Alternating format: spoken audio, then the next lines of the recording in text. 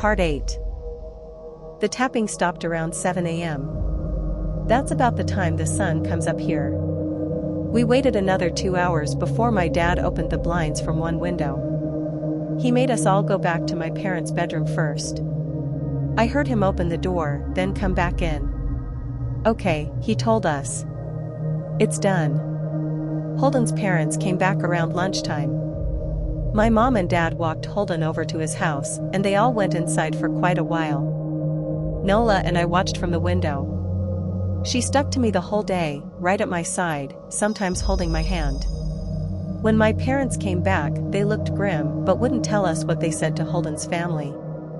It was a Sunday, so we all spent the day together, ordered pizza, and watched movies. That night everyone slept in my room, Nola and my mom in the bed with me, my dad in a chair he'd pulled over. There was no knocking that night or any night since. We didn't see much of Holden or his parents for the rest of that week, but by Thursday, there was a moving truck in their driveway. Nola and I watched them packing up the whole afternoon after school. What sticks with me most is how tired Holden and his parents looked. All three had the same pallor, grim mouths, and lightless eyes. Even from across the street, I could tell something was very wrong. Holden and his family were gone before sunset. I remember what the original welcoming committee said to my parents when we moved in. Not everyone who looks at the Whistler dies, but even those that live have the light go out of them, and the rest of their lives are full of misfortune. A million little tragedies. I think Holden's parents must have looked, either to comfort him if they didn't believe or share the burden if they did.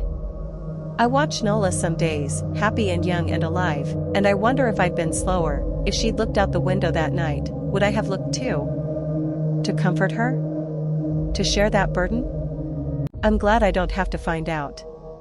We still live in that house, in that neighborhood. We still hear our Whistler walking past every night.